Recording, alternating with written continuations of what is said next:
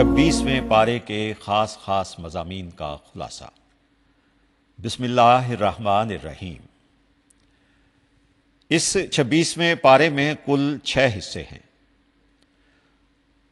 سورہ الاحقاف مکمل، سورہ محمد مکمل، سورہ الفتح مکمل، سورہ الحجرات مکمل، سورہ قاف مکمل، سورہ الزاریات ابتدائی حصہ۔ سورہ احقاف میں کئی باتیں مذکور ہیں۔ پہلی بات یہ ہے کہ والدین کے ساتھ حسن سلوک کا بیان آیا ہے۔ اس میں حمل کی مدت کا بھی ذکر آیا ہے۔ قوم عاد کی شرارت اور ان پر آنے والے عذاب کا تذکرہ ہے کہ ان پر ایسی ہوا چلی کہ اس نے سب کو تہو بالا کر دیا۔ جنوں کے ایمان لانے اور اپنی قوم میں دائی کی حیثیت سے کام کرنے کا بیان ہے۔ سورہ محمد میں بہت سی باتیں ہیں۔ ان میں مذکور ہیں، جنت کی مثال بیان کی گئی ہے کہ اس میں ایسی نہر ہے کہ جس کا پانی گدلا نہیں ہوتا، دودھ کی نہر کہ جس کا ذائقہ نہیں بدلتا، خالص شہد کی نہر اور ہر قسم کے پھل وغیرہ بھی یہاں مذکور ہوئے ہیں۔ آدمی جب مال پا جاتا ہے یا سرداری اور منصب کا مالک ہو جاتا ہے تو رشتے کو نہیں نبھاتا۔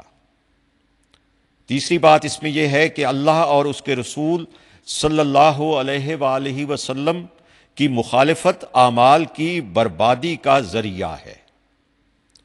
سورہ فتح کی بعض باتیں اس طرح سے ہیں۔ اس صورت میں فتح مبین کا تذکرہ ہے۔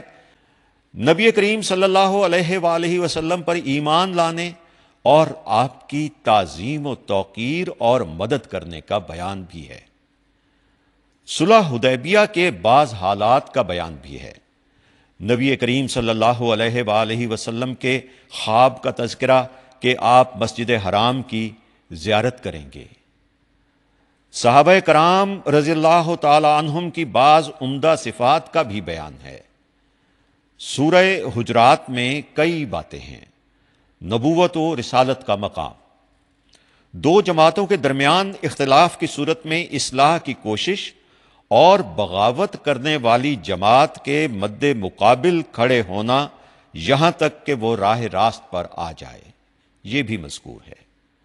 سماج کو تباہ کرنے والی بعض صفات کا بیان کہ ان سے بچنا چاہیے، جیسے غیبت، چغلی، بدگمانی اور برے القاب سے خطاب وغیرہ۔ سورہ قاف کی چند باتیں یہ ہیں۔ قیامت کا بیان کہ مرنے کے بعد دوبارہ زندہ کیا جائے گا۔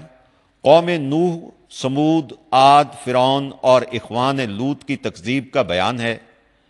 جہنم کی کشادگی اور جنت کی قربت کا تذکرہ ہے۔ آخرت کے میدان میں کس طرح لائے جائیں گے اور مشرکین کو کیسے عذاب شدید میں ڈالا جائے گا، اس کا بھی بیان ہے۔ سورہ زاریات کے ابتدائی حصے کی بعض باتیں اس طرح سے ہیں کہ حساب و کتاب ہو کر رہے گا، اس سے مفر نہیں ہے۔ متقیوں کی بعض صفات کا بیان کہ وہ رات میں بہت کم سوتے ہیں، سحر کے وقت استغفار کرتے ہیں اور اپنے مالوں میں سائل اور محروم کا حق فراموش نہیں کرتے۔ ابراہیم علیہ السلام کے پاس مہمانوں کے آنے اور ان کی ضیافت کا تذکرہ بھی اسی 26ویں پارے میں مذکور ہے۔ وما علینا الا البلاغ المبین۔ ہماری دعا ہے کہ اللہ کریم ہم سب کو ہمیشہ صراط مستقیم پر چلنے کی توفیق عطا فرمائے۔